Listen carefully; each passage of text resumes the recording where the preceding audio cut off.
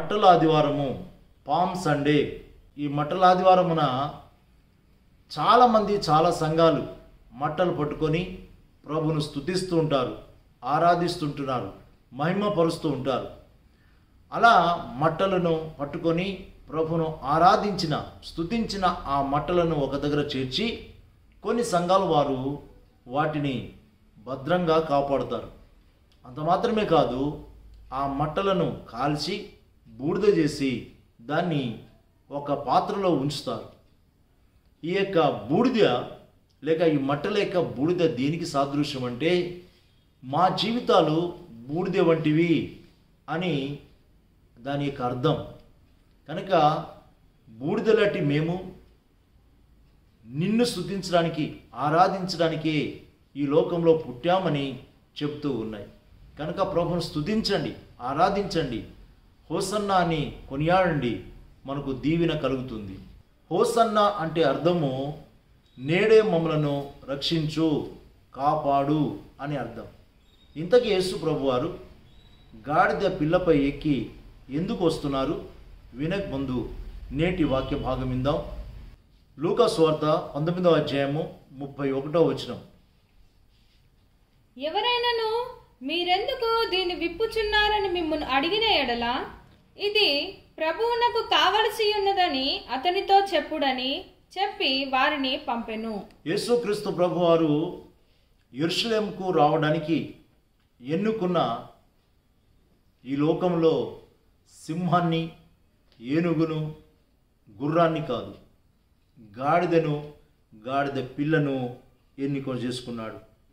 ఎందుకు గాడిద పిల్లను ఎన్నిక చేసుకున్నా అంటే, ఈ యొక్క ప్రవచనము నెరవేర్పు యొక్క ఎందుకు ఎన్నిక చేసుకున్నా అంటే, ప్రవచనం యొక్క నెరవేర్పు కొరకు ఈ విధంగా గాడిద పిల్లను ఎన్నిక చేసుకున్నాడు. ప్రియులారా, యేసుక్రీస్తు ప్రభువారు యెరూషలేముకు వస్తూ ఉన్నారు. గాడిద పిల్లను ఎన్నిక చేసుకొని ఆ గాడిద మీద కూర్చొని వస్తూ ఉన్నాడు. గాడిద పిల్ల లేక గాడిద దేనికి గుర్తంటే, దీనత్వానికి సాదృశ్యం, తగ్గింపుకు సాదృశ్యం. దేవుని బిడల హృదయాల్లో, దేవుని బిడల జీవితాల్లో, ప్రభువును విశ్వసిస్తున్న విశ్వాసుల్లో ఉండవలసింది ప్రాముఖ్యమైనది దీనత్వం. పరలోకంలో మనం వెళ్ళాలని ఆశపడుతూ ఉంటాం, దేవుని రాజ్యంలో చేరాలని ఎంతో సిద్ధపడుతూ ఉంటాం. పరలోకానికి వెళ్ళేవారు, దేవుని రాజ్యాన్ని స్వతంత్రించుకోవాలనుకునే వారి జీవితాల్లో ఉండవలసింది దీనత్వం. అందుకోసమే యేసు ప్రభువారు మత్తయి సువార్త 5వ అధ్యాయం 3వ వచనంలో అన్నారు, ఆత్మ విషయమై దీనులైన వారు ధన్యులు, పరలోక రాజ్యము వారిది. చూసారా ప్రియులారా, గాడిదను ఎన్నిక చేసుకున్నాడు. దీనుడుగా తన్ను తాను తగ్గించుకొని మానవుని యొద్దకు వచ్చిన ఏకైక దేవుడు యేసుక్రీస్తు ప్రభువారు. ఇప్పుడు మనము గాడిదపై వస్తున్న యేసు ప్రభువారిని చూడకూడదు, సిలువపై ఉన్న యేసు ప్రభును మనం చూడాలి. సిలువపై ఉన్న యేసు సిలువలో నీ కొరకు, నా కొరకు సమస్తము చేశాడు, సమస్తము చేసి నెరవేర్చాడు. సమస్తము అంటే ఏం చేశాడంటే, నీ కొరకు, నా కొరకు మార్గము సరళం చేశాడు, మన పాపాలను క్షమించాడు, మన పాపాలను మోశాడు. మనం నిత్య జీవాన్ని పొందుకోవడానికి ఆయన తగ్గించుకున్నాడు.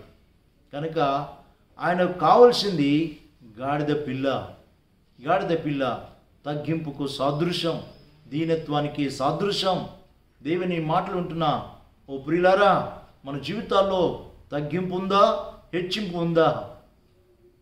దేవుని కంటే ఎక్కువగా హెచ్చించుకుంటున్నారేమో. జాగ్రత్త సుమా.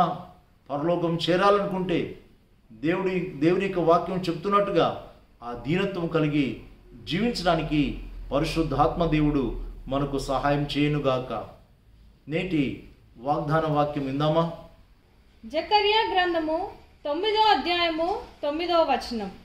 సియోను నివాసులారా బహుగా సంతోషించుడి, యెరూషలేము నివాసులారా ఉల్లాసముగా ఉండుడి.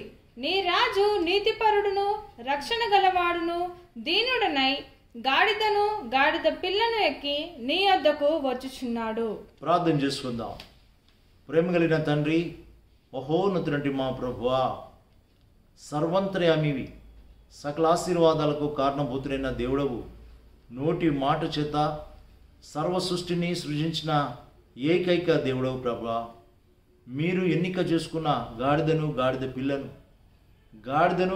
పిల్లను ఎక్కి దీనుడుగా మానవుని యొద్దకు వస్తున్నారని జకరియా ప్రవక్త 9వ అధ్యాయం 9వ వచనంలో చెప్పిన ఆ వాగ్దానము మత్తయి సువార్త, మార్కు సువార్త, లూకా సువార్త, యోహాను సువార్తలో నెరవేర్చారు.